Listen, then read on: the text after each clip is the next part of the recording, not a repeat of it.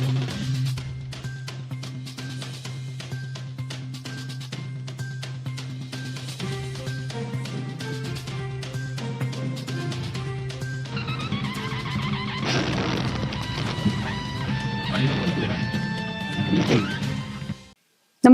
आपण पाहता हिरकणी न्यूज.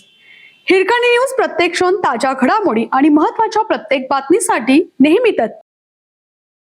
तात्पुरत्या नोकरीचा 2-3 दशकाचा वनवास संपणार. रोजंदारी बदली आणि मानधनावर काम करताना आयुष्याचा उमदीचा काळ.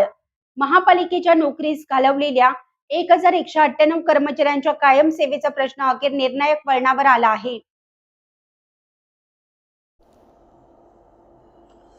सांगली, मिरज आणि कुपवाड महापालिका अस्तित्वात येण्यापूर्वीपासून अनेक कर्मचारी बदली, रोजंदारी आणि मानधन तत्वावर कार्यरत आहेत. कायम कर्मचारी रजेवर असतील तेव्हा काम मिळणाऱ्या बदली कार्डधारक कर्मचाऱ्यांपासून ते विविध विभागांमध्ये मानधनावर काम करणारे कर्मचारी आहेत.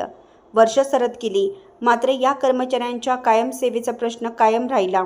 आज ना उद्या काम होऊन जाईल या एका आशेवर तब्बल 2-3 शतके सेवा करणाऱ्या कर्मचाऱ्यांच्या आयुष्याचा मोठा काळ असाच प्रतीक्षेत गेला.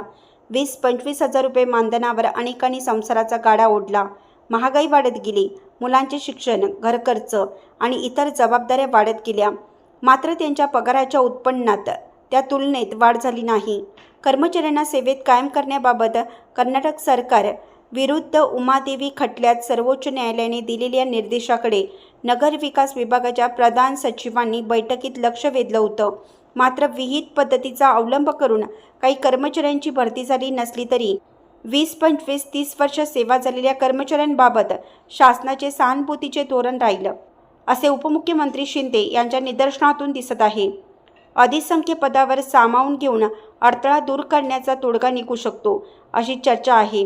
या पार्श्वभूमीवर सेवेत कायम करण्यासंदर्भात शासन निर्णय काय निघणार याकडे लक्ष लागलं आहे.